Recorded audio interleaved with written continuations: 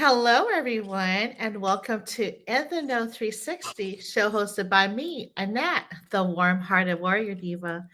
This show gives you insights on the journeys of high achieving business owners and music artists who share with the audience the importance of building a strong community of like minded individuals on the road to greater success. And tonight, I'm really excited to and honored to have the pleasure of bringing on Solatic. Yay! Thank you. Woo! Appreciate it. How you doing? Thank you. So, look, I was like, man, when I saw you at Tony Sauce, shout out to Tony Talk Showcase, I was like, I need to have him on here. When is he going to come on? Thank you So, for having me. finally, I gotcha. It's all good. It's all good. No pressure. It's all fun here, in the No 360. We have a lively crowd sometimes. Okay. So let's see. Oh, speaking about Tony, he's on here. Thank you so much for joining. What's up, Tony? Tony's Talk. I was just talking good things about you. Wink. No. So, could you please tell the audience who Solatic is? Soul Addict is pretty much, God-fearing man, family man, uh, music man, pretty much. I love music and enjoy just life with family and friends and just living to the fullest is pretty much it. Living a simple life, man. I'm a simple man. Okay. Well, definitely to your music, it's it feels like you're one with your song. I don't know how to describe it, but you just like obviously soul, right? Soulatic. Yeah. You really go deep into a person's soul, especially like listening to real life events, like well, I'll bring one up where you were talking about a real man, and I Yeah. was like, man, we need more. We need more artists like you to, say knock knock, hello to the guys out here. Well, and also women. I mean, it goes both No, ways, yeah. but yeah, like anyway, I don't. We'll go into it further into the show, but can you let us know like when you started to do the music journey? Like, was it at what age and Um, your love for it? so when I first started music, I was 14. Uh But huh. like at age 12 is when I really like found hip hop. Hmm. I had no clue. Like you understand, I grew up Colombian. I'm Colombian Mexican, so I grew up listening like Spanish music, like banda, mariachis. The romantic stuff, salsa, cumbias. So it's a whole different sound. So when I first heard the radio, I heard hip hop, and I was so like, oh, what is this? So crazy story is I bought my first CD thinking it was or I think I was like an R&B. So I was thinking it was Usher, and I ended up buying the the Chronic, and it's Oh. Dr. Dre. I had no clue. I was oblivious. I didn't have no clue who was who, and I just bought it, and then I listened to it. It was cool, and then eventually my brother moved in when I was 13, going on 14, and he had a whole CD album, and then my seventh grade teacher at the time was like telling me about hip hop, and I had no clue who they were. So then he mentioned Gangstar, Mr. Clemens. Shout out to Mr. Clemens. Uh, he's like one of the staples of why I do this music too. It's, him, my Hmm. brother, and my parents, and pretty much he would school me, and I would go back home, find the CDs, and then listen to them, and then I started listening to like Common, which was my Uh-huh. favorite album, like Water for Chocolate, produced by Jay Dilla, and those are my two favorite like producer artists. Mm-hmm. And then that's how it started. So I started DJing at 14. My mom bought me turntables, and then at 16 I started making beats. I ended up Wow. trading one of my turntables for a beat machine and a Huh. Cayenne PC60, and then from there I got discovered. I got discovered by friends, and one of them they started a label called Blackout Enterprise, and then Okay. I became their house producer, and then I started learning how to record. So I learned how to be an engineer. So I went from DJ, beat maker, engineer, and then straight into producer, and then that fell apart. We had a record deal and all that, but some things happened because I was around a lot of like street guys. So some things happened, unfortunately, and then that's when I came down to Whittier with friends, and we started building a studio called Spidey 16, which Oh. was Nick, myself, Tony, David, and Alec. And then from there, became a studio. I have construction and history construction with my dad. Fortunate to have that.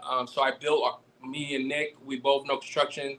He actually was supposed to be an architect, and he designed everything, and we just built it. And now we expanded, and then from there I became a songwriter, and then a full-on producer, and then out of nowhere I've developed and worked with so many artists that a lot of them would get signed and take off, and just they would just take off because I don't know.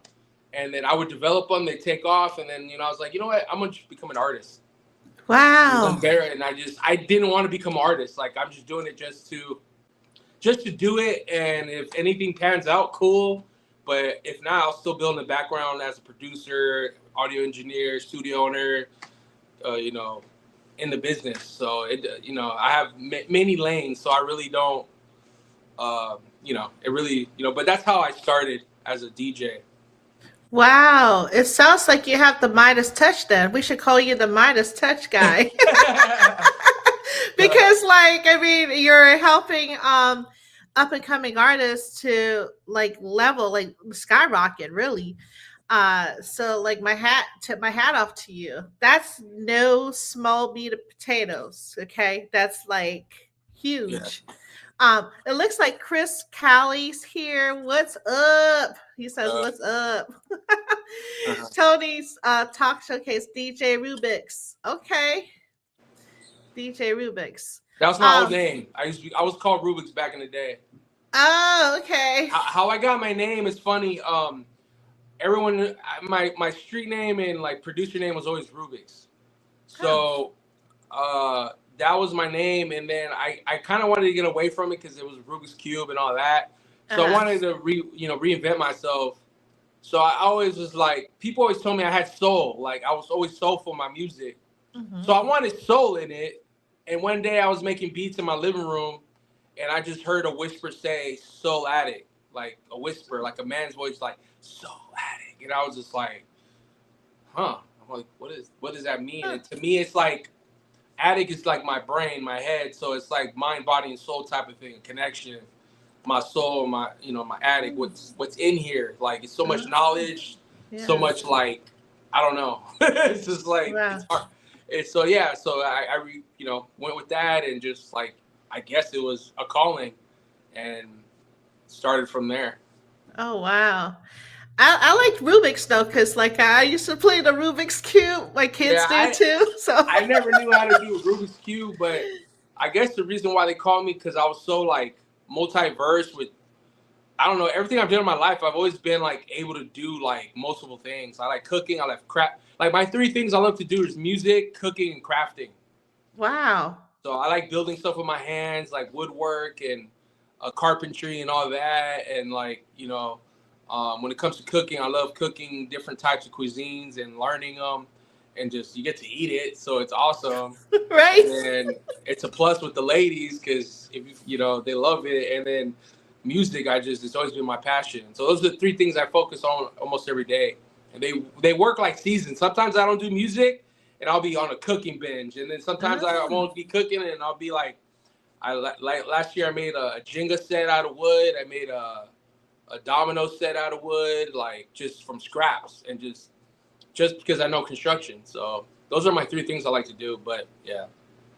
Wow, I like that how you parse it and are like a seasonal thing because like here, okay, I have kids, so it's like I watch the toy like Santa Claus and the different like Christmas movies, and all I could think about was I forget what movie it was. It Elf? Oh yeah, it was Elf.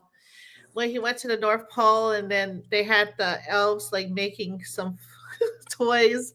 So I'm thinking, oh shoot, we got Soladic toys, coming out for Yeah. Christmas or whatever. Like I'm gonna do it from I don't know October, November to December. That's really cool though. What like what do you cuisine is like your top maybe three? I would say Mexican food, South American, and I'm learning Asian right now. Oh, okay.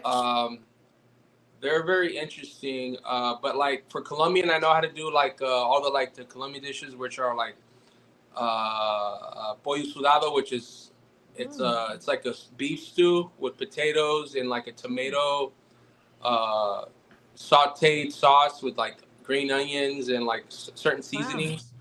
A lot of we eat a lot of rice, a lot of plantains, sweet Hmm. or regular. Mexican, I mean, it's endless. So you have soups, you have tacos, you have everything.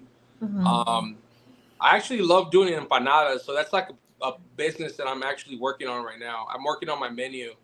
I do Mm. empanadas. I just added egg rolls to it, but it's all like Mexican Colombian fusion. So I Mm. add both worlds together. Some stuff is spicy, some is not.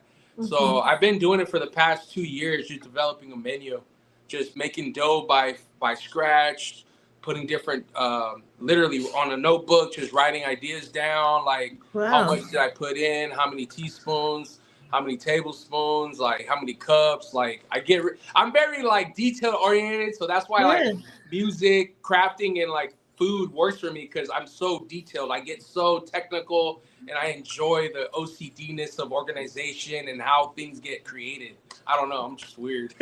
No, that's good stuff. Like that's funny because it's funny because I have the same thing, right? Like I'll cook, but just for me and the family, really. But like sometimes I'll cook. It's called shrimp patties. It's from Guam. Okay. And Chamorro food is Chamorro like tomorrow, but with a ch instead of the t. That's what Okay. our ethnic.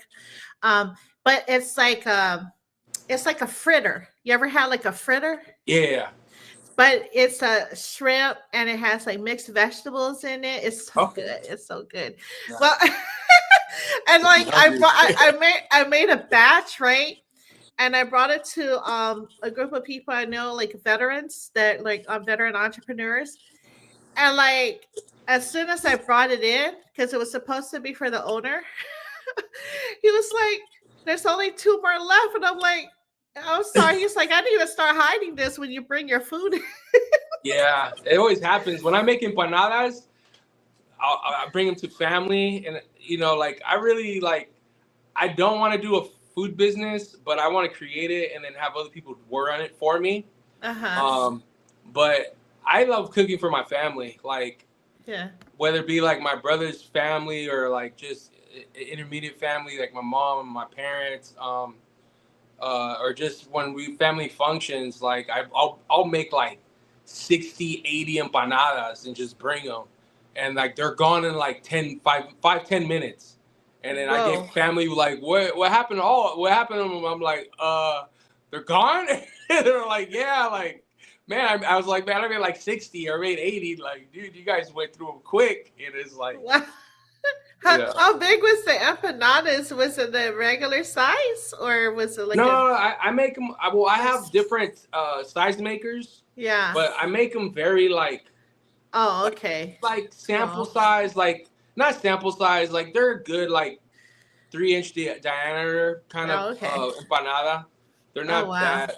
I don't make them too big. I got one that's like this big, but that's too much, So yeah, Probably need to make the big ones before you go to the the probably, family. For sure. Tony says Chef Soladic. yeah. And he's getting hungry. I know, right? Just talking about all this food. Okay, so empanadas, and then what other two normally? Like cuisines or food? Whatever you bring to like a potluck or Oh, you when know I bring a yourself. potluck, arroz con pollo. It's Oh, chicken rice. yeah. I do a Colombian version of that. Um, I've been working on arepas. It's like a cornmeal. It almost looks like a thick tortilla, but it's Okay. Colombian. We normally eat Oh. that with eggs called huevos pericos, which is like eggs in Ooh. a tomato. We lose a lot of tomato.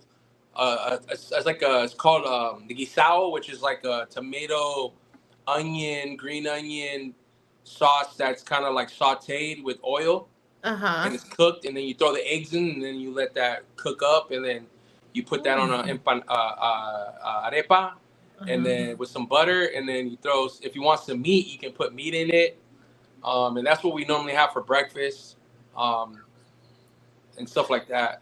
But Oh. those are like all the stuff I like making and bringing to my family. Ooh, that sounds good. So like the tortilla, you're talking like a taco shape or like or just a flat. Like you Arepa, put it. Mm-hmm. yeah, it's like a circle. It's like a tortilla, but it's just thicker than a tortilla. It almost looks uh, like a big pita, but it's Uh, cornmeal. oh, okay, okay. I Yeah, was gonna say because in my language is similar to Spanish, so like maíz, right? Corn. yeah, Okay. my yeah. Yeah, that's because we have a the corn tortilla and the uh flour. Okay. The flour one is sweet. Oh, okay. I don't know if you guys put sugar or whatever in the. I'm not aware. Normally, flour tortillas are not sweet for Mexicans. Colombians don't really mess with tortillas like that. Oh, okay. They're mostly just like their sides are mostly like black beans, pinto beans, rice. Um, like a traditional plate in Colombia, it's like rice, black beans, fried banana, chicharron, a sausage, and eggs. Oh, It's like a wow. big old like that's called a plato paisa. Mm, okay. I definitely need to see this whole tutorial one day. You there? Can you Yeah, hear I'm me? here. Okay. It looks like let's see, there's some more people that's joining us. Mr. Vera 86, Oh, Big shout out! Croc, That's my homie Oscar. I used to work with him. Big Croc of Wisdom Wednesday, and Brittany Jules A. Thank you for joining. Okay, cool.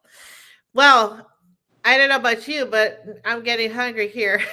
so, so let's move on to music, right? I mean, you talked about like the DJing and like pretty much your whole process and your evolution to becoming this producer, right? Yeah. Um, what were the pivotal moments in each of the levels? Um, I think it was probably when I was becoming an audio engineer to producer because you understand I came from a place where like every stage was different because I started as a DJ by myself.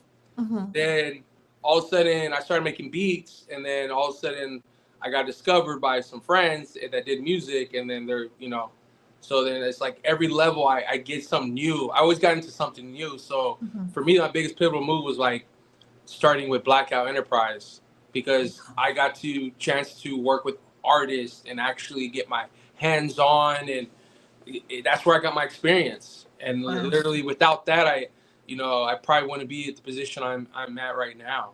Like with all the Hmm. guys that I had a big roster. I had Stacks. I had his name was Young Heron, aka Mr. Guap. We had C Formula.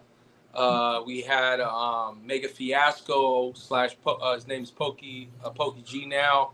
Hmm. Um, Tank G. I had a bunch of artists that I was able to like work with, and Uh-huh. that just got me better off of experience because I had no Hmm. clue what I was doing.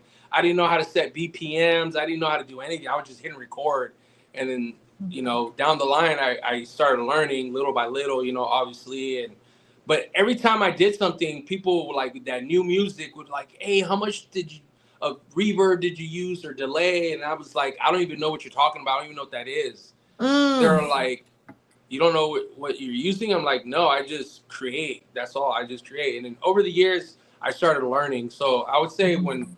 I was transitioning from being a beat maker into audio engineer and producer for Blackout was when it was a pivotal point for me. And that's where I was like, this is what I want to do. And Wow. yeah, it just went from there. Was there like a specific song, like through, I don't know, like how many years into it, where you're just like, you know what, this is it. This is where I want to just hone in my skills. For what? From me personally as an artist or as a producer? Oh, as a producer. It was literally around those blackout years. Like, I Okay. just love the I don't know. I just love the everything about creating a song and having that brotherhood and having homies and just working on new music and going to shows and watching my artists perform and then Mm. going to a strip club and having strippers dance to your music. Like, it was like a whole experience where I was like, this is so cool, you know? And Right. then, that happened. And then, like, yeah, it pretty much was like around those years for me that meant a lot and developed where I'm at as a producer. Mm. And so you became an artist like like how long ago? Literally like this year, 2 years ago. Wow. Okay.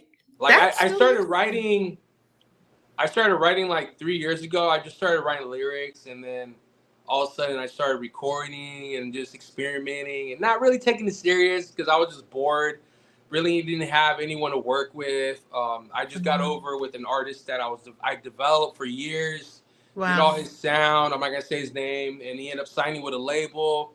All I wanted was like, yo, bring me with you, and so network and expand myself as well. Mhm. I wasn't looking to get signed. I just wanted to be a part of the growth, Right. and I got cut out. And the industry's just dirty. Like, I could have signed 2 record deals when I was in my 20s, but the reason why I didn't because I wasn't I wasn't really ready to. I had friends that are producers and were signed, but they were not happy, and I was like, you know Mm. what? I'm just gonna do this independently myself because like I just saw a lot of stuff. Like, the industry's crazy. When you go to like industry parties, like you see people like doing so much just to try to be a part of it. And I'm Mm. not really like that type of person that gives a shit about the glamour and glitz and all that shit. And I Right. seen like I seen Rick Ross at a video shoot one day, and I was like, oh, that's Rick Ross. Like, cool. I wasn't like, oh my god, that's Rick Ross. And you see the people like, yo, put me on. Oh no, Rick Ross. And it's just like, so to me, like, the stardom's never been like a part of it. It's always been Mhm. the art of it and what I love. So I end up, and then when I started learning like the whole concept of contracts, recruitment is the one I learned. Like, that was number one. Like, yeah, we'll give you $100,000 to become a producer, and we expect this, but if you don't make this money back for us, then you owe us, like, pretty much a loan. And I was like, I'm Mm. good. I'd rather bet on myself. Right. Right. So I Exactly. started. I built my studio, and instead of going somewhere to look for a studio, I built my own and decided that I'm gonna let the people come to me or work with me versus going out and trying to be that. Oh, put me on, put me on. I put myself on. Right. Exactly. You get your own chair, pull it up to the table. Yeah, Eh, Yeah, that's really interesting. It's funny how, you know, people live in a facade where, oh, well, I'm a producer and I'm this and I'm that. But then when they see Rick Ross or someone like, hey, yeah, they're the groupie. Let me stop. yeah. You be surprised. Just about I'm just like, and I really don't even like the parties. It's just like you just go there and network. But I got over it, and I was like, eh. So Yeah. That's very interesting. Yeah, I keep hearing the kind of like the same theme where, like the whole, it's like a loan. You might as well just go to the bank and get you a loan if you yeah, just. like it pretty much because it's like when you start learning the business, it's like it almost seems like Yeah, it's pointless to do music, but it depends what you do. Like, if you're trying to yeah. be a full-on artist, you got to make sure you have enough money to invest in yourself because, Mhm. yeah, a label helps you out with like, I mean, they give you a set amount of money, but then you got to use that money to actually work, not to spend it on like cars and clothes and like strip clubs and girls and all that, because that's what they do. They get $1 million deal, and then all of a sudden they just go down, buy dumb shit, and like you're supposed to take that money and flip it. Like a Right? lot of people, I mean, you gotta understand, someone that's not used to seeing that much money is going to automatically True. spend it because they don't have, they're not trained with like financial any like education. So it's like Mm-hmm. you see 7, 6, 7 figures, you're like, oh, I'm rich. Until Right? you got to pay those fees, like for your lawyer fees, and then you got to pay for studio time and for your producers and all that. So that's why it's good to have anything in house. Like I don't need to pay anybody to do anything because I know how to do Mm-hmm. mostly everything. So Exactly. it's a plus for me because I don't have to depend on nobody, and that's my biggest thing in life. I do not depend on nobody. Anybody that tries to help me, I allow them, but then do not throw it in my face on any other type of Mm-hmm. shit. Because you do that, I cut you off and I move on. I don't do Right. that because I can do anything for myself. I'm not lazy, so you know Mm-hmm. what I mean. So that's just how I look at life, you know. Yeah. It's so true. Tony says here, gotta invest. That's for sure. You know the funny? Well, it's not funny. It's like a person winning the lottery, and you're like, "Oh my god, I'm rich, rich," and you go buy this like mansion, and then like you have like this $20,000 light bill, Yeah, 30, yeah, man. like the maintenance behind the mansion. You know what I mean? You got to think Yeah. about that. That's the truth, man. Like I always tell myself, like if I were to like win the lottery or make a lot of money, I don't think I would change. I think I'd be the same simple man, man. Just Hmm. I'm not into buying expensive clothes. I'm not into any of that. I'm just a regular simple dude that loves making music and loves my family. I have a big heart of serving my people. Like anyone that is my friend or family, Yeah. like I'll serve you and take care of you all the time, no matter if you need it, whenever you need it. And that's Yeah. how I've always carried myself. So, yeah. Yeah. Same here. It's just very interesting, the whole music industry and the whole mindset around it. But as long as we're smart about it, you can navigate Yeah. accurately. Just fight in where you fit in, and that's all you got to do. That's how I look at Right. it. Right. So, how did your music, right, influence or shape this like eclectic type of style that you have? As far as like my influences in music, Well, like when you sing and you come up with the lyrical style, right? And um, the beats, the production, that's like the whole 9 yards. I think the biggest thing is my ear. Like my ear for music is very, very like Mm, up there. Like I think that's like the biggest thing that I've found out that is my actual like my biggest asset is my ears because you have to have a distinct ear for your to know when you hear something, that's like, oh, that's mm, hot, or that's mhm. gonna be good. And when it comes to singing, my biggest influence is music Soul Child. Ah, yeah. Okay. So what's and then when it comes to producing, it's Jay Dilla. Mm, When it comes to rapping, it's Common and Guru. okay. So those are like all my biggest. I mean, I mean, the rabbit hole gets deeper, but like those are the main influences of like how it shaped my music. It's like a lot of like J Dilla vibes with even like more modern vibes. Hmm. Um, between like Soul Child, Common, Guru type of style. Um, I really love making music that has like substance and Hmm. essence in it, where there's a message. I know right now everyone's talking about gang banging and gangsta this and calling women bitches and just the sex, money, and drugs is what sells in the industry. Hmm. That's just business. I mean, but Yeah. I want to come from a different angle where it's like I want to be felt. I want it to be an impactful message. I want you to think. There's a lot of hitting messages in my lyrics. There's a lot of inspiration, motivation, um, trials and tribulations that I've been through with my Mm. health and other things in life that I want to expand for people to inspire people because a lot of people tend to get very like hard on themselves in life, and it's like, why be so hard on yourself? Just keep it simple, stupid. That's my biggest motto. Keep it simple, stupid. Where it's like you keep life simple, and you keep a balance. You keep it balanced, keep it simple, and you're good. But you start trying to get complex and over too much hype and too good and too much bad, you fall off and you hurt yourself. So it's Mhm. like I would say, even kill simple. Simplicity is the best way in life in general, and that's how and that's how I want my music to be portrayed, as just good music, quality, with a good message and essence and substance. Mm.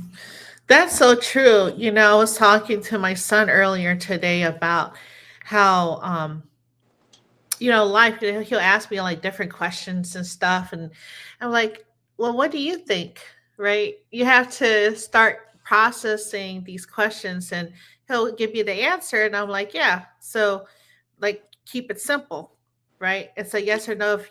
If you know the answer, then that's the answer. Yeah, Because I think a lot of us, when you grow up, it's like for me, it was like a hard type of family, right? The yeah, structure, and we blame ourselves for these things, right, growing up. And so I had to unlearn these things, and by unlearning, I'm also transferring that mentality to my kids. It's okay, give yourself some grace. Today, okay, was kind of rough. Like honestly, like this morning, I had a rough morning with my middle son, but and it was rain. It was pouring rain, and we were outside. I'm trying to talk him into going to school, and why is we supposed to do this, and the rules and regs, and he's so bright. Like, I'm like, I can't even say anything because he's gonna come back at me and like, well, I don't like this policy. I don't understand this. And he's 12 years old telling me these things, and I'm like, oh. So it's like, and I'm like, well, so this is the thing. And so afterwards, I said, this is done, right? So let's move on, because if we sit here too long and cry, well, say cry about it, but soak about it, we're never gonna move past it. yeah. People like to hold on to stuff. I don't know why. I just learned it's better to let go. Like, you can say anything about me to my face, or I hear it from someone else. I don't care, Yeah. because I know who I am at the end of the day. I just have a personal relationship with my God and my family, and that's it. If someone talks about me or says anything, okay, or whatever. Why am I gonna let it bother me?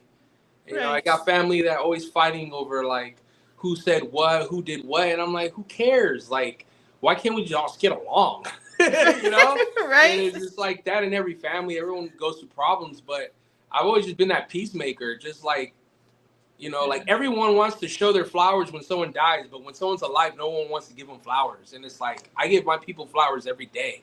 Like, Yeah. that I know. Like, if I see someone doing something, like my homies that have kids, like, I love seeing that. I love seeing them be with the kids, being a man, being a mother, like friends that take care of their business and live their life. And, Yeah. it's just like, why hold on to like problems? Just let them go and be the best you can with your family, and just live the best and do what you love, and that's it. Like, keep it simple. Yeah. No, exactly. It's you know, I think people, right, they project, and it's not. I'm all into energy as well, so Oh yeah, and I'm fre- big and, on fre- it. and frequency. So if like somebody's upset with you, right? Are they really upset with you? No, they're not. They're upset because of something that they're processing, right? So Yeah, it's, or if they say, oh, you can't do music or you can't do this, that's because they want to do it, you know? Or they're fighting their demons to go out here and say, be the star, or be what you're doing. yeah, Instead of saying, hey, I would like to join you, or can you show me? It's just a simple gesture, a simple ask. And yeah, so the person can say, okay, come on. I think everybody has their guards up, which I get, but the vulnerability piece, I was just talking with an artist about it. We all want to take this ego and like macho, like, oh, I'm strong, I don't need any help, and blah, blah, blah. But when it comes down, we all need help. yeah. We all do. We all help. We're all here to help each other some type of way. Whether if it's financially, like, or service wise, or like anything. Like that's how it used to be back in the day. Like if you were a blacksmith, you would do something for someone that was doing something else. That was, a farmer. Like I'll Yeah. trade you a sword for a bunch of your this. You know what I mean? That's how we all have something to contribute in life. But Mm. there's people out there that want to steal or take advantage, and those are the people. I really do not like people like that, and I'm the really type. When I see someone getting taken advantage of, Mhm. I point it out, and I actually attack the person that is actually committing the issue or trying to Mm. come over somebody. And like sometimes it's none of my business, but hey, I see you doing something you're not supposed to do. Like, hey, bro, like at the end of the day, that's between you and God. But bro, like, don't do that. Like, don't steal or don't take that or don't. Why are you worried about them? Like, worry about yourself. Yeah, yeah, it's so true. Like, but the first step to this whole journey, right, is not being in denial. Oh yeah, Like, you have to. like, You like, have to. Like, yeah. Denial is a big motherfucker. Like, trust me, I'm not a perfect mother. I mean, I'm not a perfect person, but right? at the end of the day, no one is. But like, I used to be a certain way, and like dealing with what I've dealt with in the last 3 years, my life has completely changed. I look at Mm, life differently, and mm, it's just like it got to a point where I'm just gonna do this music stuff and do the best at my best abilities. And I mean, yes. I'm not my success is not to be a millionaire or be flooded with money. It's like as long as I can maintain, live, because I grew up living on the floor. So to me, I can sleep anywhere. But at the end of the day, it's like I'm not trying to be poor either, but even kill where I'm like I can afford a house, a place to stay, take care of my family, and I'm good and do what I love. That's it. You know what I mean? Like I don't try to Yes. strive like, oh, I want to be a millionaire, I want to have a Lamborghini, I want to have this. Like cool. If ever I have money and I have enough money to blow money, like okay, I guess, but I still don't think I would. Yeah. Yeah, you'll be probably this philanthropist for sure. Uh, it looks like Brace busy. What's going on, man? What's good, uh, Solatic? And Henny Holyfield. Okay, hi. Thank you for joining us. Wow. Okay. Wow, we really got deeper like the first quarter, right? I From- guess. I mean, I'm normally introvert. I normally don't talk, but once you get to know me, you're like, damn, shut up. Like no, no. I get too I deep and I talk. get too like, but I'm also goofy as hell too. So Oh my gosh, this is too funny. I think that's why I love doing this podcast thing because I just like run my mouth. But my dad, may he rest in peace, like he'll say, "You know what?" And I'll be like, "What, Dad?" He's like, "You talk too much." So I said, maybe this is my calling, but yeah. So your diverse background, right, in music. yeah. How do you approach like the genre blending in your work? What was that again? How do I what? Approach like genre blending. Even though the word genre, it's like My approach is it's very weird. like um. There's really no like set in stone way of how I approach music. Okay. I create music differently. There's like I honestly don't like to. It's kind of weird. It's like I do not like to think or overthink when I make music. Huh. So when I sit down, once I feel, because I'm off of energy and feeling and frequency. So whatever my soul feels is what I make. And Mhm. then when I get in the mode, I am thinking, but I'm thinking 10 steps ahead of what I'm doing next. Mhm. And it's just off of instinct. And so when I'm creating, I don't like being disturbed until I'm done with what I have set within me. Mm. So like for me, it's been so when I'm in my zone, do not talk to me. I gotta be in. I'm in the zone working. Like there's times when my buddy Nick's in here, he wants to talk to me, and I'm like, hold on, and I gotta keep working because Yeah. the energy is flowing through my process, and Yes. I don't want nothing to stop me. So what I do is I create a scratch track of ideas, and then I go back and write, or I go back in post production. I go back and start messing around. But Mm. normally when I create, I go based off feeling. So if I hear something popish, I'll make something popish. If I make something R&B-ish, like today, I'll make something R&B-ish. I might be singing some lyrics in the shower, and all of a sudden, I have lyrics, and I come here and I lay them down, and then I start I figure out what BPM I want to do, and then I start constructing sound around it, and then start going from there and writing, and then recently I've been this last year my writing has been what I've been working on, because I feel it's my weakest point right now, because out of everything else I feel I'm up here. Writing is still, it's decent, but it could be better. I'm talking about like metaphorical, like hip hop type of stuff with like, depending what I'm writing. If it's like pop and like R&B, I think I'm good at that already. But I want to get to a point where lyricism, I'm very up there, and that's what's going to take work and dedication to get to that point. Wow. Well, you sure fooled me. Because when I listen to your music, I'm like, oh, wow, he just like flows like butter, smooth like butter, or whatever.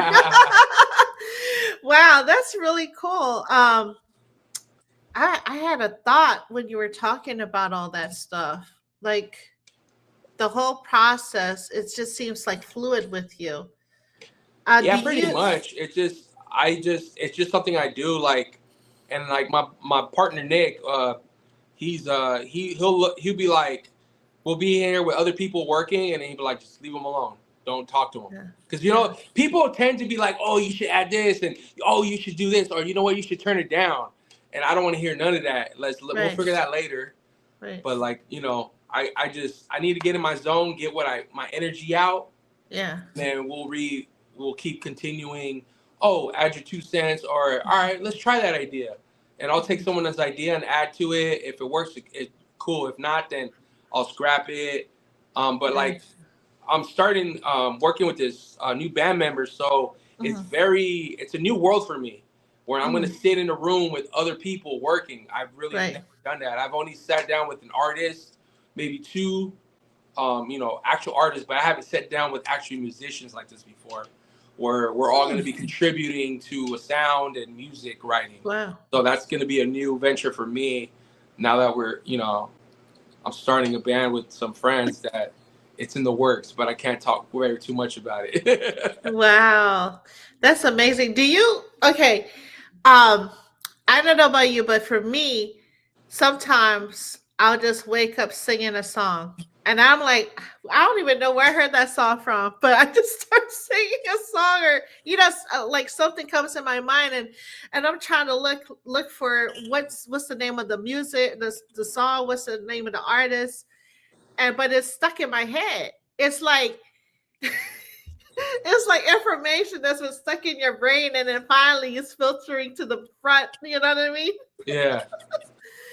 Do you get that sometimes, where you just like wake up from your sleep and then you're like, this song, you just start singing it or something? Sometimes it happens here and there. Not occasionally. Okay. Normally when I drive home, I listen to silence. Like, it's kind of crazy. Me too. I listen to music, but I'm mostly in silence when I'm driving. Or when I wake up, like, I haven't felt like that in a while. But sometimes, like, it happens, like, if I'm working on music the night before, and I wake up and all that was catchy. But sometimes it doesn't work like that. Sometimes I'll hear something and it'll inspire me to do something on my own, so. Yeah, that's really interesting that you said that you drive in silence, because I do that a lot too. Like, even even like when I'm at the gym and I'm on the bike, I don't really I listen to more like YouTube stuff, but not music. And sometimes it's just nothing. But I have my earbuds. No, yeah. I think it's the stimulus, like your mind is so overly stimulated already anyway that. Yeah, well, normally when I drive, I'm collecting thoughts, thinking, and just like, I talk to God a lot. when I do certain things, I pretty much it's thinking or like talking or like people might think it's weird, but I talk to God a lot. Like if I'm like taking a shower or like I'll be listening to worship music, or if I'm Mm-hmm. like washing dishes, or I'm just in my mind, like I don't want to listen to anything sometimes. I just want to be in Yeah. peace. And it's because Yeah. I do music a lot during the day. So Right. sometimes I don't want to hear any music. And I really don't listen to like the radio. I don't listen to a lot of artists. Like, Right. and it's like a music thing. It's like, I don't want to, not saying I'll bite anyone's style, but there's a lot of music that I've created in the past that I was ahead of my time Mm. with a lot of stuff that's been released as far as like type of like sound crafting and like drums and ways stuff is done. I was doing that years ago, and it was just like I had people that always told me like, dude, like this stuff sounds like the stuff that so and so is making now or so and so is making now. So I kind of felt like I've always had a good ear for music, and that's why like, you know, but yeah, like I mostly like being in silence when I drive. Yeah. No, I definitely agree with you. And it's like you get a lot of, even in like the shower or whatever, you get a lot of like the downloads, right, from the universe, from God's source universe. Yeah, And it's like, oh, okay, ideas, and then you just write it down, because if you don't, you lose it. yeah. um, oh, okay. It looks like an NSG Dre 303. Thank you for joining us. Cool. So owning a studio or a couple, I don't, like we were kind of like discussing, right? It provides like a vantage point in Yeah. creating your music. How has that experience influenced your approach to production, music production? Just having somewhere to go and just away from the world. Like I started out in my bedroom, Mhm. and then when blackout started, we were in the living room. My buddy Josh built a booth, everything. He invested so much money into it, and I just became his Wow. producer. And but like when I built my own studio, it just gave me a place to get away and do music. And like when I was young, man, I didn't have anything, and now that I have everything possible, it's just endless. And it's like you find things. It's like bittersweet. I Uh-huh. hate files and I hate cables. Out of this whole thing, everyone's like, you gotta have patience for this because it's. I remember I didn't have shit before. I just had like a software with like a demo version, and they have no Uh-huh. sounds. And now I have $100,000 worth of like sounds and plugins and effects and so much software that it's endless, and I still haven't gone through everything, and I'm just like overwhelmed. And then cables just are like they find a way to get tangled, and it's so much you got to connect this to this, and it's very but it's been very a great experience because it's what I've wanted. I'm living my dream. I built my own studio, and I get to be here and do what I Yeah. love to do. You know? Yeah, that's really dope. I mean, you can make your own movies, Yeah, pretty much whole we do bunch of everything here. We got cameras. I mean, I got all the like I got access to any type of equipment that I need to get something done. It's just learning how to do some of the stuff. Like yeah, I'm not a videographer, but I'm learning how to do it because it's yeah. expensive to pay someone else to do it. And like I'm trying to cut all my costs so I can just get enough, and then boom, see what happens. And like eventually you get better when you do it. And I create a system. Like, I'm trying to get more consistent with music. So now that I have so much music, now I can start working on developing my music into content and then Mm, start releasing it. And once I start releasing it, then I start building more hype, and people start getting to know who I am, Soul mhm. Addict, as an artist. But not only that, I'm a producer. I Right. also DJ for Songwriter and Heek Brown. I've done DJ for them. I've DJ for Kev Classic. That's also on Mm, Tony's Talk. Um, I've been working through that. I've been working with Mike Uno. Um, and then from there, it's trying to expand. Tony's literally the only person that has all my music since I was a kid. Like he has my discography of beats. Wow. Anything I've done, he has it, and he sent me old stuff the other day, and I was like, "Yo, I don't even have any of this, bro." Like you're the only man that has like Rubik stuff, like, and that's so crazy. He says, haha, effing cables are the worst. What kind of cables do you use? He's like, haha. Like, do you use like Cat 5 or like Oh no, we're those? talking XLRs. We're talking. Oh, So like, it's too dark in here. But pretty much a lot of cables, XLR cables, freaking wow. MIDI cables, USB cables, you name it. Anything that connects audio, we have here, and it's like my friend, he had a box of cables and everything was intertwined. I sat there for 2-3 hours going through each one individually. And you take one end and you have to Oh stick my it out through gosh. the whole bunch, and it was just hell. But now we have them all organized, hanging out with a nice Velcro strap, hung, and just easy access now. And we know, Right. like, my buddy Nick's been teaching me how to like solder, how to fix stuff. He's Oh very the wow. wizard of the studio. He went to school for it, very Huh. knowledgeable. He's one of the reasons why I'm so great at my sound and what I do now, because I was Wow. always a creative, but he was more the technical side. He's Yeah. creative too as far as writing guitar and music, but Uh-huh. he's really been like my biggest mentor in life Mm. in general, with music and life too. Like, just he's Yes. a big brother I never had, and he's always been there. So but yeah, like cables, he's same thing, like they suck. But again, because if you put like 2-3 cables in your bag and you put them nicely, by the time Uh-huh. you open that bag, it doesn't matter if it's 10-20 minutes, they're gonna be tangled and messed up. And it's just like, how? Like, you were neatly put away. You know what? I give you a hack.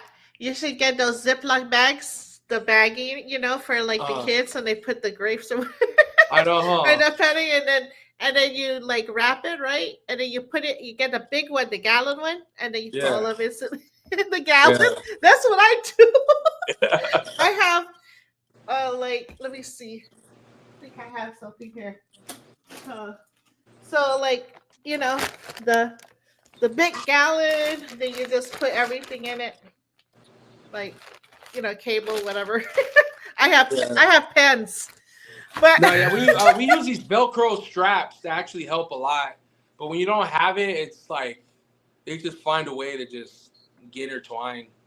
yeah, But I definitely need a shout out to Nick and whoever helps you with these things. This is really cool. I'm learning a lot, so I'm definitely gonna have to tap in. Now we're gonna call it Rubik's cable. Rubik's yeah, cables. Okay. Um, so we talked about the process for your music flow, right? When you're producing a track, yeah. how do you balance like the technical and the artistic skills to make your I music? get technical after I create. Ah, So like okay. like I said, like when I create, I don't really technically think too hard. I kind of just go based off instinct. Yeah. Once I got the meat and potatoes of a beat or a track, I kind of just sit there and kind of start thinking now, like, okay, I need to EQ this, I need to do this, and then, that's when the technicality, you got to EQ your certain sounds, take out frequencies, um, and like then you start recording vocals or you're writing, and then you start getting technical. But I get technical after the creating process of creating the meat potatoes. Then everything else is just like the seasonings and like pretty much like the icing on the cake, you know. Oh.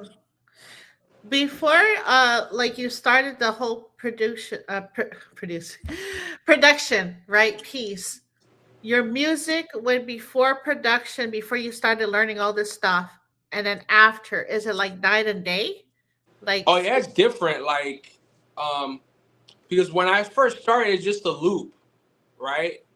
So okay. once I get like a 4 to 8 bar loop going, then I just start expanding, copy and pasting, and then I start taking out then I start adding, like, oh, I need to add some more. Like, I like sampling a lot, so I'll take like one sample from like Splice or whatever Mm, source, and then I'll chop up some drums or have drums already programmed mm. and then ready to go, and then I'll just start creating as I go. Um, and then from there, once I get the meat and potatoes in, it gets into technicality of the stuff. Deeper in, but it just really depends. Like if I'm working on like a section of a song, I start breaking those down. So I start with the intro. If I'm gonna go into a verse or a hook, depends, and then what the difference, changing up the beat on like a bridge or signature changing. It just depends Hmm. what I hear, Mm. and it just the technicality comes after the creative process. Okay. So it sounds like by you learning all these different terminologies and the process for the technical skill sets, right? It sounds like you know exactly when to inject it, I guess, if you will, into the music. And Yeah, you kind of gotta have to know when to interject in what you do, and like same thing with music, like with artists. Like I love developing artists, so what I normally do with artists is you're kind of like a therapist sometimes. Like mm, you want to you want to break them down and then build them back up, and then you want to understand what energy or what kind of music they like or what influences they like. um I like to very set the environment to what you do. So like when I had my friend Abita, she came through to do her spoken word. What I'd go do, I went to buy candles, I went to buy mm, incense, I mhm. went to set the mood of like a spoken word for her to feel Ah, comfortable and be able to bring out what she's trying to do in her music. okay. That makes a lot of sense. The environment has to be right for that Hello. particular. Oh, can you hear me? Uh oh. Probably. Can you hear me? I don't know what happened.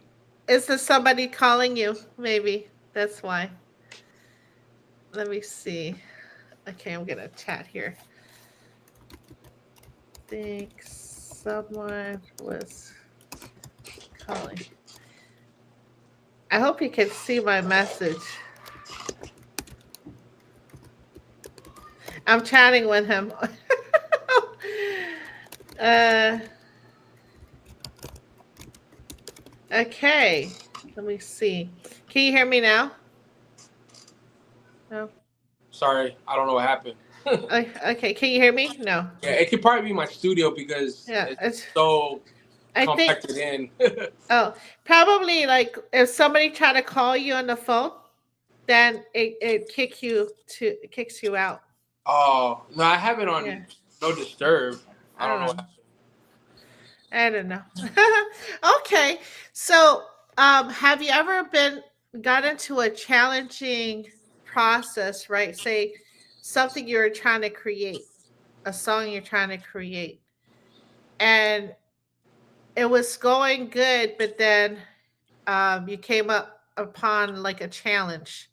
Were you able to fix that problem, and then is it like a like one time, or have you have you had challenges like recurring challenges rather that Um, you when had I to work, fix?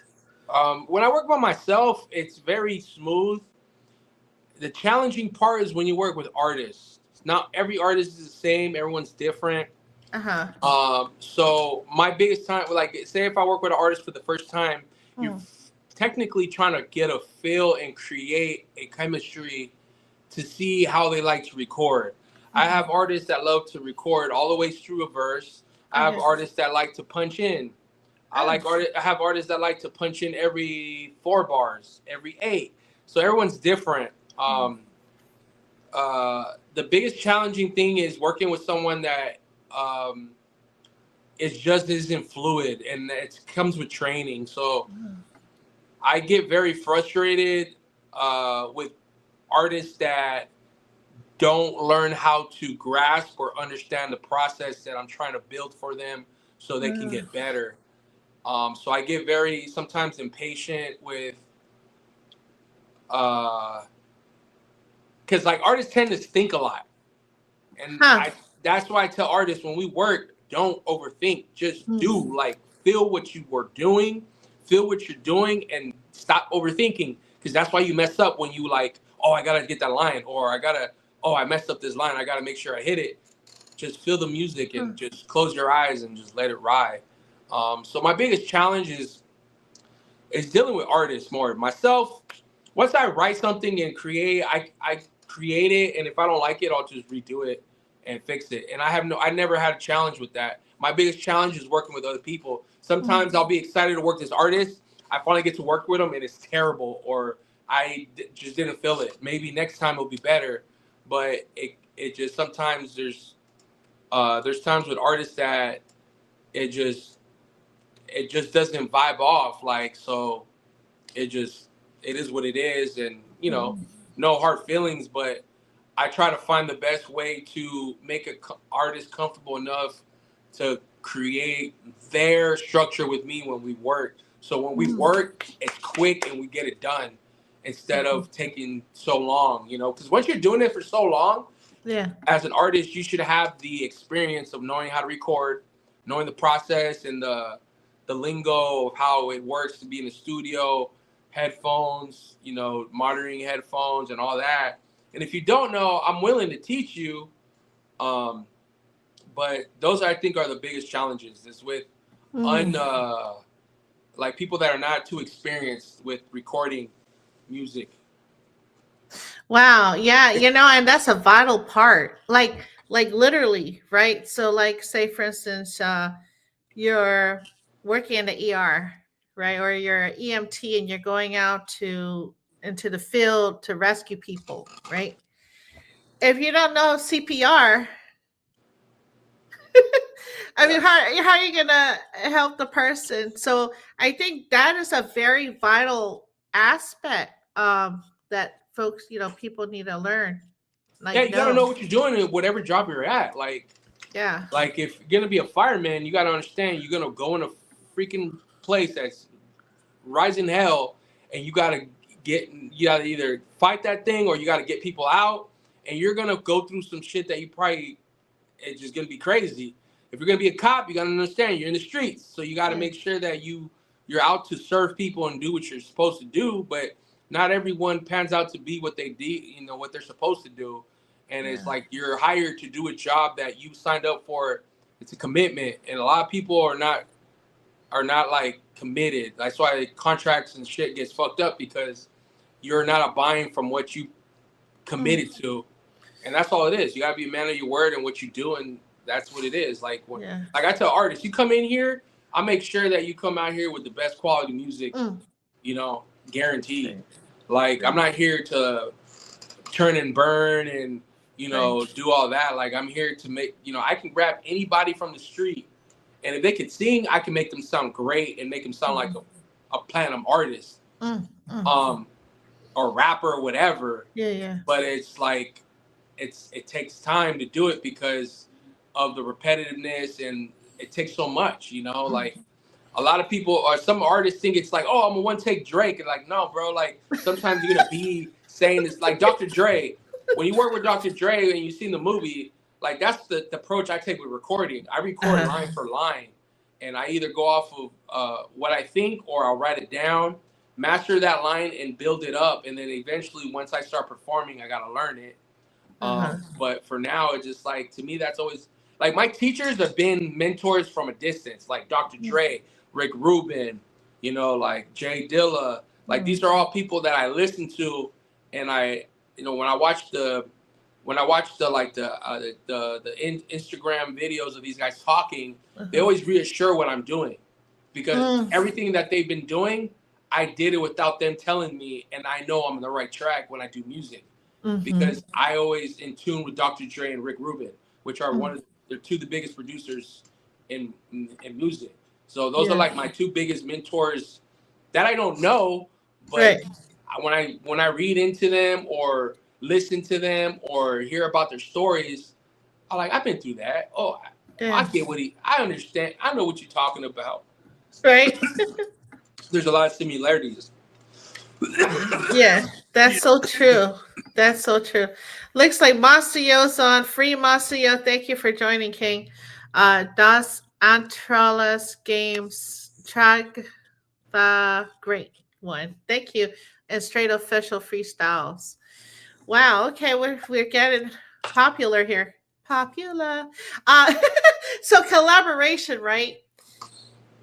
How do you foster a creative collaboration? Um so now we're taking it from helping the artists to shine to now, okay, we're getting into this new venture with the band, right? How do you foster a creative environment in your studio? Huh. Um. I don't know. I just do it. I mean, I don't. Yeah. Yeah. I or you just make some empanadas and say, hey, you're some empanadas. Yeah, I'm just Here's random. some I'm of so those. spontaneous with because music is it's not like planned. Like I don't come in here like, oh, I'm gonna make this song and it's gonna be this and it's gonna be this. Like Yeah. I'll come in and hear a phrase and oh, that'll create an inspiration and then like with my bandmates, like we've been writing and Uh, it started off with me just programming some rock drums. Like I'm talking rock, punk rock, oh, okay. like jin jin jin jin, like that type of music. That's completely different from what I normally do. So I started programming drums, and then my buddy Nick started playing Uh-huh. guitar, and then from Uh-huh. there, all of a sudden, he has some friends that play are musicians. So we've been kind of doing like throwing ideas back and forth, and they'll write something, send it back, and then we'll send Uh-huh. stuff back and developing it. So it's like a whole new process for me. So that's a whole new different process. Um, when it comes to stuff that I do, it's very easy, but like fostering the other stuff, it's like it's a new kind of a like with the whole band thing, it's a whole different type of like side of music that I've never done. Because Mm. now I'm gonna have to perform live and Oh perform yeah. parts.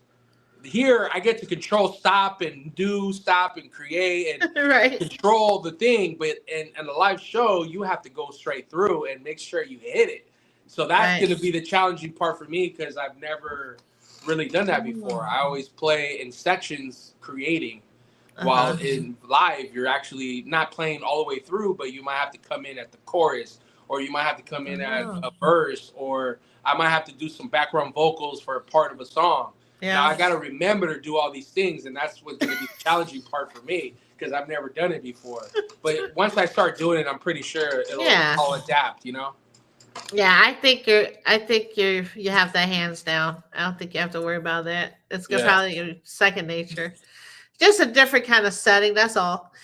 So going back, right, as a DJ, um, you curate like experiences for your audience. How do you select the tracks and create the set that resonates with the listeners? I haven't DJed in a long time. Like I know how to DJ, I just haven't done that in a while. So that's what I'm in the works of right now. Okay. Right now, my buddy Nick is creating me a station where I'm able to DJ and make beats and perform at the same time. So I low key have a little thing I'm gonna start doing where I'm literally gonna be creating on the spot. I'm gonna be able to DJ and then get straight into creating and recording myself and performing.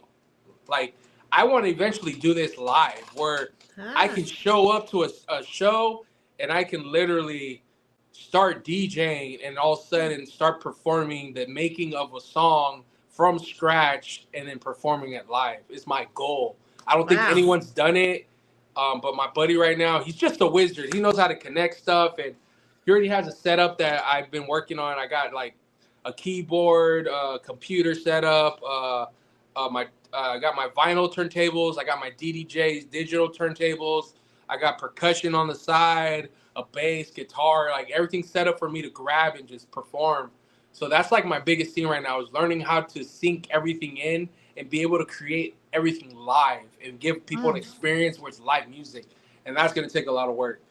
I barely just started doing it. So it's a new venture I'm going to be doing these next couple. I think by next year, I'll be able to be performing like all my music where it's like I'm DJing it, I'm rapping, and I'm making the beats on the spot in front of Wow. everybody. So that's my goal. It's just figuring out the kinks and how to make everything flow. Wow, that sounds super dope. Like, you know who comes to mind? Prince. Who? Prince. Oh, Prince. Yeah. He's like one of my favorite artists. Yeah, like cause he's on the keyboard, he's on the piano, he's playing the bass, and then he's singing, and he's just going all over the stage. It's crazy. It's Yeah. like yeah, he does it live. That's so No, yeah, that's that's what I eventually was what I want to thinking. start doing, and I guess I'll get a lot of respect from musicians for that, and then on the other side, other people that love music, and it's my goal. And then I picture myself being an old guy playing a stand-up bass for a band when I get Yes. older, No, that would be or cool. or even singing salsa music. Like Yeah. I've been expanding my genres with different music from hip hop to soul to salsa to I've been touring with some mariachi corridos that I haven't released yet, house music. um, I've ventured in so many where I know how to do it. I listen to something, I study it, and then I put it in my system, and then I visualize it by seeing the BPM and how everything break down, and then I start implementing my own stuff and creating my stuff from scratch. So it's like I said, Wow. my ear. It's like I know once I hear something, I can make it. So when I work with a new artist, I like to ask questions. What's your favorite producer? Once a artist tells me, "Oh, my favorite producer is Timbaland or Dr. Dre," all right, so I know what sound you like. I know your quality. Then I think about albums. So like it's multiple producers. So I kind of feel like I do my research after that, and be like, oh, I like so and so, so I know that this one, like Jay Z's producers always was Timbaland, Jace Mhm. Blaze, Kanye, were his main producers. So and then like other artists, they have their certain producers too. Like Guru was always just Premier, DJ Premier. Uh-huh. Alchemist was always with like Prodigy Mhm. or the dilated peoples or it just everyone has a sound based upon their influences. So I like to very tap in with artists and ask them questions, and that helps me identify. Not saying I'm going to copy those producers, just telling me I know what your ear likes, and I can Uh-huh. create around it and develop your sound. Mm. So, can you count how many artists that have gone like skyrocket from your studio? There's been a few. I'm not gonna mention no names. Because some of them don't like me anymore. Because some of them don't like me. Some of them just took off or just disappeared or just went off doing something else. And no hard feelings. It was kind of more just like I kind of feel like I take it as like I helped them get to where they needed to go, and that's it. Oh, wow. I wasn't meant to ride the whole ride with them. So I'm not Yes. gonna get here and be all upset and be like, "Oh, f those guys," because I got burned a lot in helping people and give them the benefit of doubt. But it's because like I show kindness at first, and then after that, I just cut you off. And then Mm. once you cut them off, then you get looked at as a bad person. And it's just like, no, bro, like you're taking advantage. So I've dealt with a Yes. lot of that. And then it just Yeah. kudos to them. If they're, some of them are doing good, they're signed, doing other stuff, Okay. cool. But you know, I've gone through that. Like some of them don't plan to do anything, some do. But as long as at the end of the day, they know who helped them get to where they're at. You know, Hmm. and that's all that that counts. And as long as I get credit for that, I'm good. Other than that, I don't care. Money comes and Yes. goes. I can get money any other different ways. So it's never Yeah. an issue for me. Well, that's a phenomenal gift that you have, Yeah. for sure. So, looking ahead, right? What other projects are in collaborations are underway for you? So right now, I'm heavily working on a second album. I'm just working on more music. For Okay. me personally, I want to get more features. So I'm kind of been. I dropped these last few projects, my EP, Love Language, and It All Makes Sense. I dropped those just to have a nice little set catalog to go, and I got 5 other singles. Kind of get started to like show what I have, and then I can start reaching out to these artists and having them check my music and let them, let them kind of dictate if they want to work with me or not. If they do, fine. I've been I've been working with Mike Uno a lot Okay. on some stuff. We're probably gonna try to do an album together.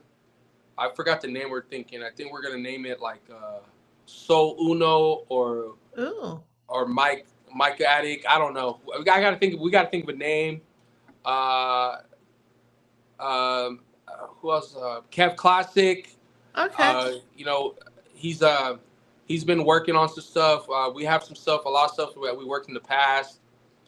He's just very busy in what he does for like, for work and stuff. So, he's doing his thing, and then um, I got a couple of bandmates, Equal and Likewise. Mm-hmm. Sorry. I got some bandmates. They're pretty much. I'm starting a production company, Yeah. a team. So we don't have a name yet, but it's us 3 so far. And then I'm always looking for artists and songwriters because I'm just starting my company, which is Right. 10th Soundwave Music and Publishing. Um, but for now, I'm just That's why I got all my music out. So now I want to start getting it out and reaching out to artists. And if they want to work, they want to work. I'm open to it. Oh, okay. Whether it be collaborating or become a client, I have so many resources and services that I can help with as far as music wise, eventually publishing and all that in the future. But for now, I kind of just been a solo act because, you know, um, I can't really think of any other artists. Like right now, it's been just Mike Uno, Kev Classic, Heekin Brown. I have them in the loop, so we haven't worked too much yet. But I got on 2 of his beats. Sir Writer's another guy I want to work with. I got my boy MC Classic that I've been trying to get back into music, but he's been MIA. Uh, He was part of Brothers Next Door, which was likewise equal in all 3 of them. So I low key want to make an album with them uh, and bring that back. But right now, I'm in the mode of just looking for new artists. So I really don't have any like features or anything crazy yet, but mhm. eventually it'll come. Yeah. I was wondering, how about female artists? Are you interested in collabing with female Oh artists? yeah, I would love to work with you. Like, there's a girl named Ray Monique from Pomona that she's like very Uh-huh. West Coast gangster type chick, Uh-huh. type of sound. I really enjoy her. This girl, spoken Unspoken Views. She's Uh-huh. from I think Orange County, Anaheim. She's really dope. She, uh, I would love to work with any female artist. It's been hard to work with female artists because a lot of them are not dedicated. Oh. A lot of them are really like get all like I don't know, very shy and just overthink.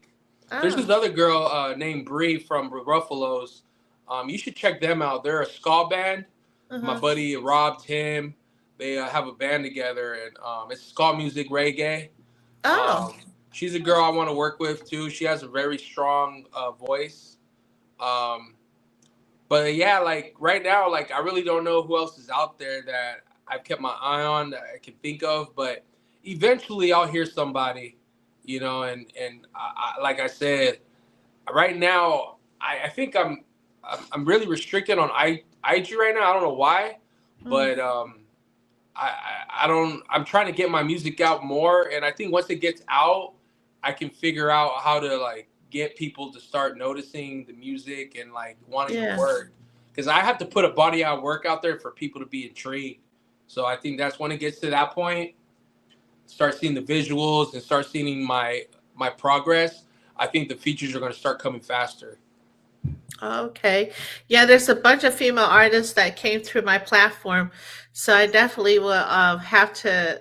Oh yeah, link me up with whoever. Like if Yeah, anyone is watching here that's an artist that's looking for yeah, production, wants to network. I mean, technology nowadays we can send back and forth. I'm very quick with working. So even if you send me your vocals without a beat or with yeah. a beat, and then send me the acapella, I'll create a new track over it, or send me anything. Like it's possible to make music with me. I it doesn't matter if you have a beat, if not, like if you just want to send vocals or you want me to mix something, Yeah. like I'm open to work with anybody. Um, and then like it's either you pay me for my services or we can barter or whatever Mhm. your expertise is at. Like if it's something that I can do that you can do, then we can trade services. I can trade barter with you. So I'm open to anything like that right now. um Yeah, I have some people in mind. I was thinking, but there's this one artist. She's in I believe she's in the Bay Area, and her name is Bonnie Darko. She's really good, but I'll send uh a bunch of folks over to you just to okay, you know. that'd be great. And let me go ahead and share because I can run my mouth Yeah. as you can see. So let me go ahead and share your music here for everybody. Make sure you tap in, subscribe to Soul Attic, and he has a topic and then also the regular his other channel. But this is the love language since we were talking about it. Let me see. This is gonna be tough because I like all of it. Uh which one was like the top as far as everybody like views or whatever? I The think The Gift was a good one that everyone really okay. liked. Gift of um love. Okay. The Gift, and then I think the first one, the Love The love Language. language. Those are some that people told me they loved a lot. Okay, I mean, in let's general, they liked it all, but those are, yeah. I think, the top two that people like. The first and last song. Okay, let's play it for them. Let's see. Here we go.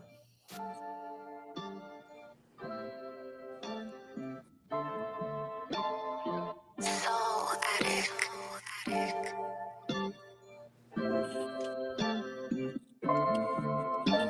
What's your love language? What's your love language? Do you speak the language? Do you speak the language? What's your favorite language? What's your favorite language? Do you speak the language? Do you speak the language? Acts of service, quality time, words of affirmation, physical touch, gifting, or all the above. Action service, quality time, words of affirmation, physical touch, gifting, or all the above. I speak them all, I speak them all. Love language, love language. I do them all, I do them all. Love language, love language. I speak them all, I speak them all. Love language, love language. I do them all, I do them all. Love language, love language. Which love language do you like to speak? I'm a polyglot with a technique. Someone special they call unique. She digging the vibe, his sneak peek. She's so intrigued by the way I geek. Someone like you I've been trying to see. So valuable like an antique. Game so slick like deep to sneak. Just kick back, ma, take a seat. Relax your body, girl, here's a treat. I cook that bomb, what you trying to eat? She like, honey, oh, you so sweet. I can tell you never ever been treated like this.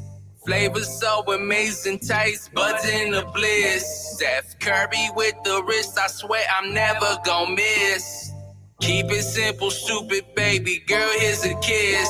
So, what's your love language? What's your love language? Do you speak the language? Do you speak the language? What's your favorite language? What's your favorite language? Do you speak the language? Do you speak the language? Acts of service, quality time, words of affirmation, physical touch, gifting, or all the above. Action service, quality time, words of affirmation, physical touch, gifting, or all the above. I I speak them all, I speak them all. Love language, love language. I do them all, I do them all. Love language, love language. I speak them all, I speak them all. Love language, love language. I do them all, I do them all. Love language, love language. I speak them all, I speak them all. Love language, love language. I do them all, I do them all. Love language, love language. I speak them all, I speak them all. Love language, love language.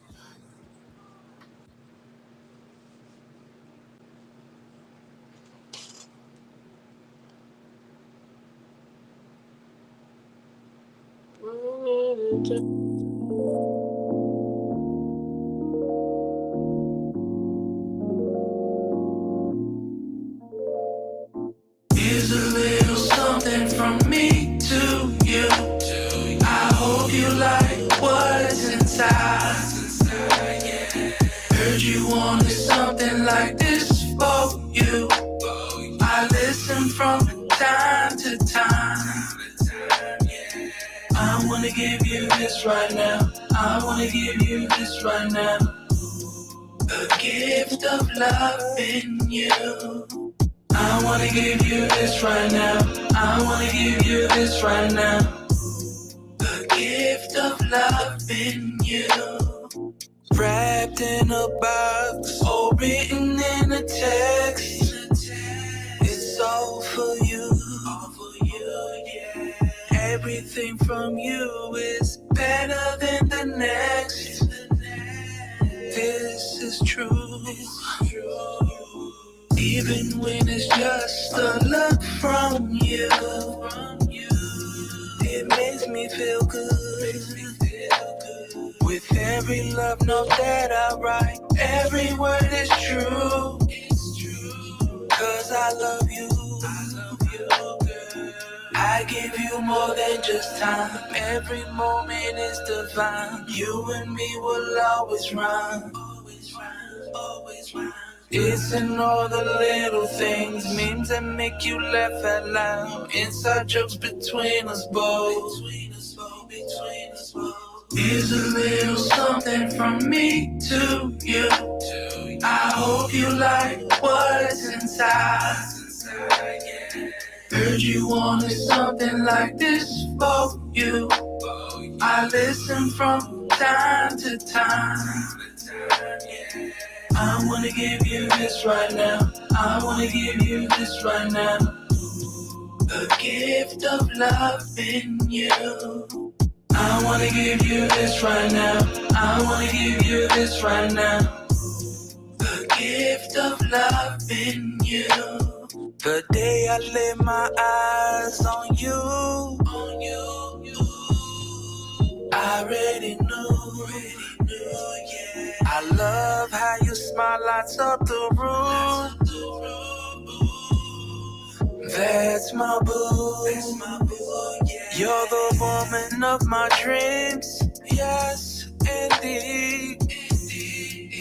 Lady V, you're my forever lover, my only. You're the reason why I love everything about you, girl. My everything, my whole world. I promise I would cherish you through ups and downs, so thicker than I put all my money in. Here's a little something from me to you. I hope you like what's inside. Heard you wanted something like this for you.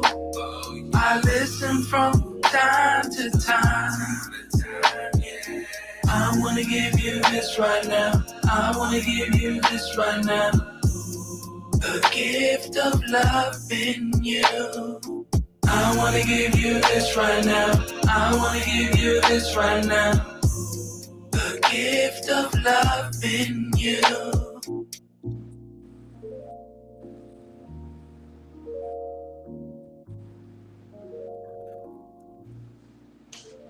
Okay. All I have to say is You are hypnotizing. I mean, like, like ever since I first heard your voice, I'm like, dang. Wow, thanks, man. I appreciate that. Like, I was like, I need to see who this so dude, like, I, Latin is.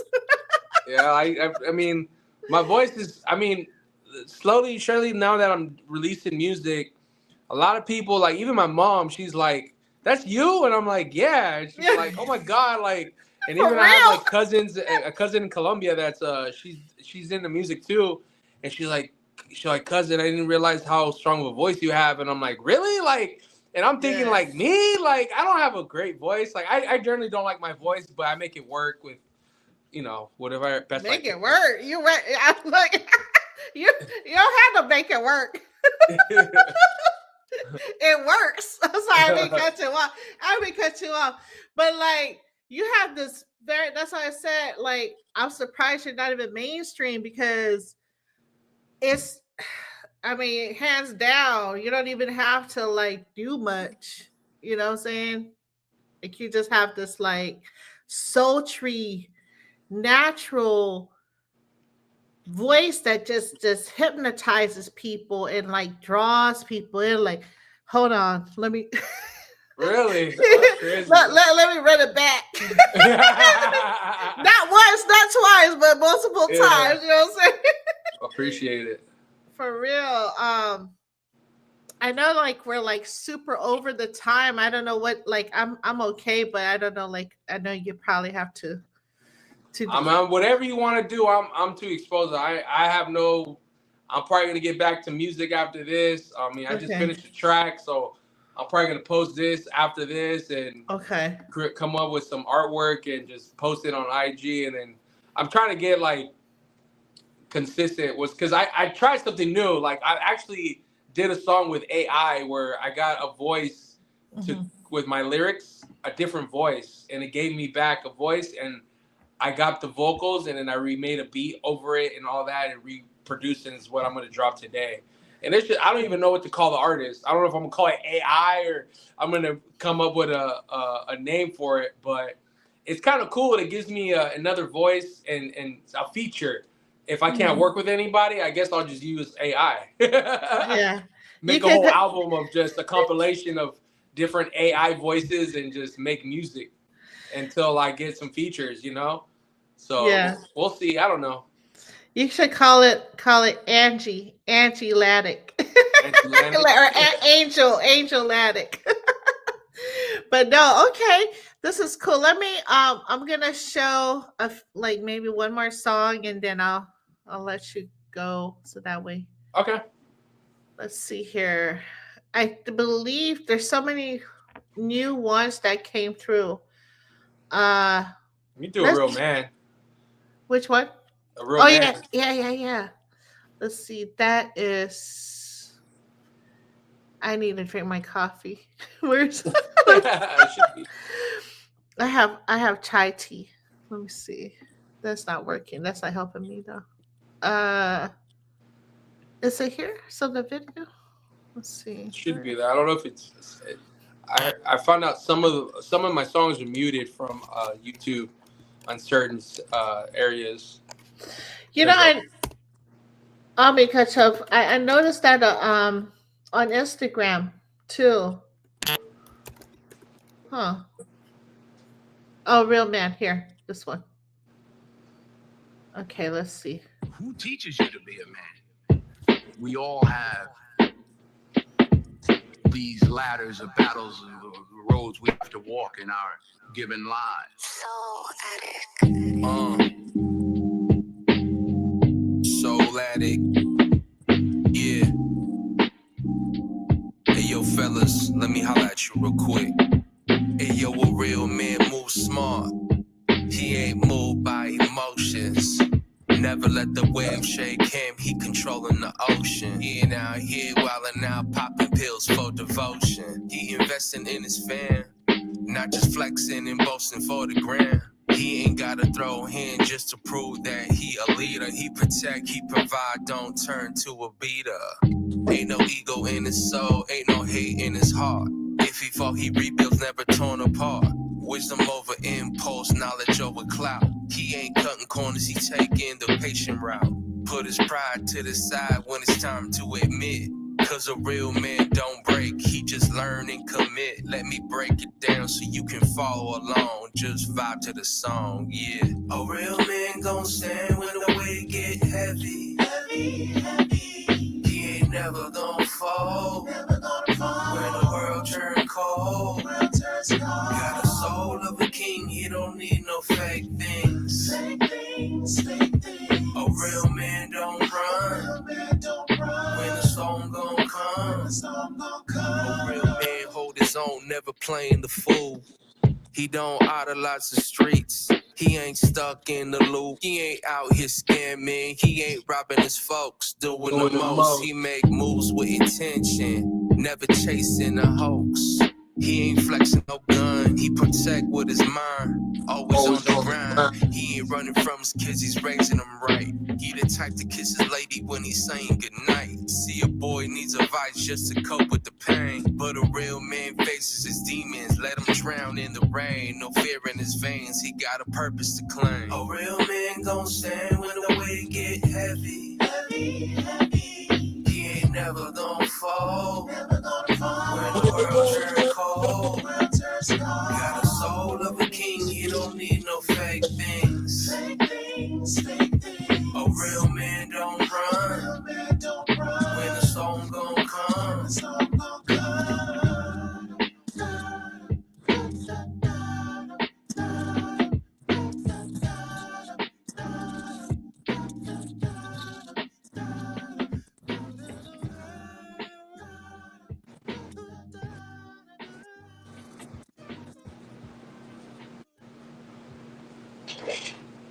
Wow, wow, wow, wow.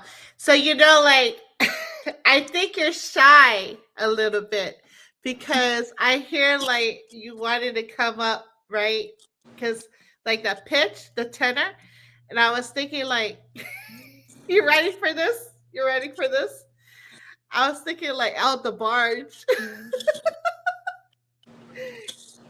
It was what? El DeBarge. Oh. Like, he's very like well known. Like and your voice, it kind of reminded me a little bit of El DeBarge. Okay. Yeah. But you have this like I don't know, like like your mom, your family, like when they were telling you like this voice, it just like who is that? That's you. Yeah, she trips out every time. I made her a song, a salsa song, and she was like, "Oh my god!" And even she's heard my other stuff, and she's like, and even my brother Carlos in Colombia right now, he's out there, and he's like, "Oh man, I'm playing your music. Like, you got to start making more Spanish salsa reggaeton." And I was like, "All right, I'll cook up with something, for my people." So that's what I'm working on a salsa album right now. I already got 2 songs done. So I'm gonna start releasing that under Andres Moreno. That's my other alias for salsa music. Okay. So I'm growing out my hair for that reason because I have curly hair. So it kind of fits with what I want to look like for that. But I don't know. We'll see what takes off, and whatever takes off, I'll do them all or focus on one and the other, whichever one hits. But I got different aliases that I've been working on just because I have different sounds. So, but with this AI stuff, I might be experimenting with stuff, but eventually I want to work with actual real people, Right. I don't want to stick to the AI, but all that will come. I'm not really too like in a hurry for that. I'll just let that come as, Godspeed. Yeah. It looks like Tony says, Soletta, can I play the track you sent me? Yes, you can. That's a brand new one. Oh, awesome. Called Okay. Velvet Nights. Velvet. Oh, that's It's an R&B-ish one. It's the one with the AI voice on it on the hook, and then me on the verses. wow. That's amazing. Now I want velvet cake.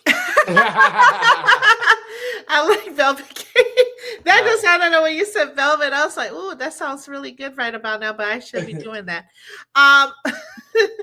So, how was your experience with NNO 360 today? It was great. My first, really, like, this is my second interview. I did one with Tony Talk, but it was easy with him because he's like my brother.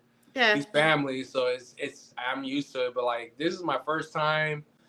Like the whole process of doing what we had to do to get on here, and like your own energy, and I appreciate your support and love and everything you've been doing this whole time and stuff, supporting my music. So I'm very, it's a blessing. Well, thank you. Looks like a Tony says red velvet cake with chocolate chips. Oh yeah, that sounds good. And some coffee, some cafe. Okay. Oh my gosh. Wow.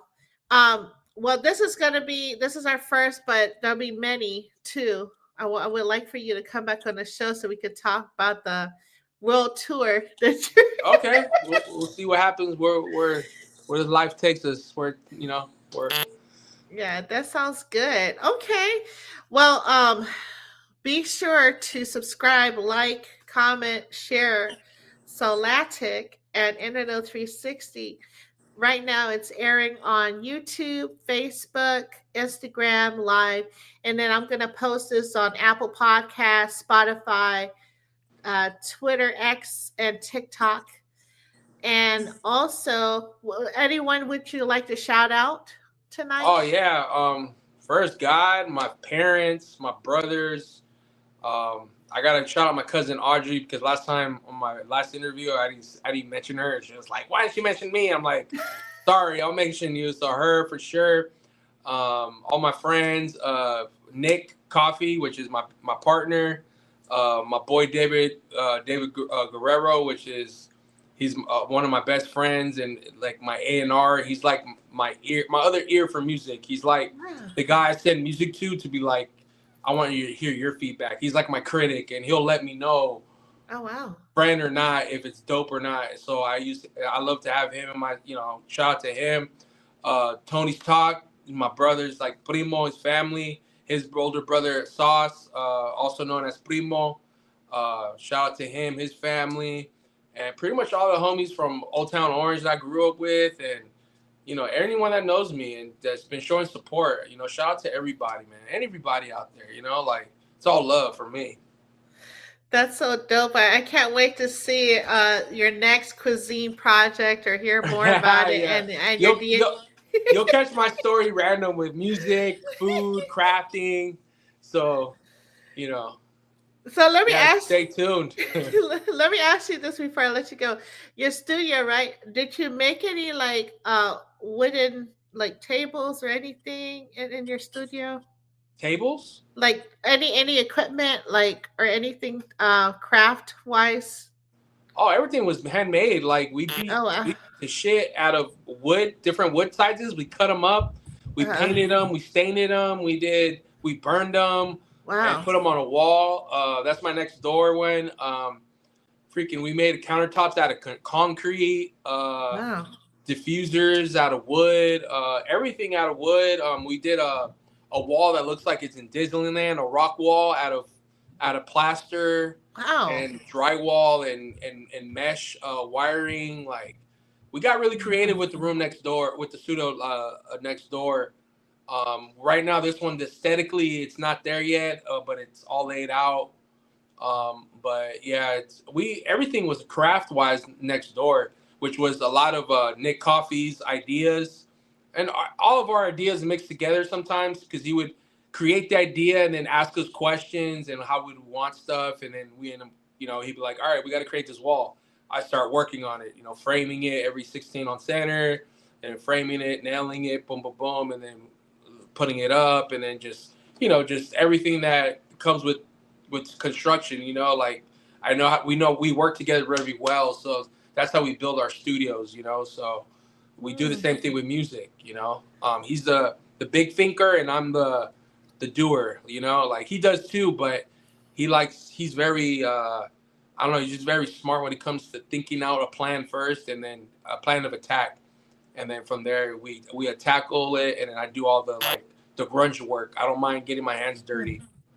Oh, okay. I definitely have to get with you offline about some idea, but I think that'd be great. I get My brain is like, ooh, talk Yeah. to him about these things. But I definitely would get with you about that. Okay, well, that sounds good.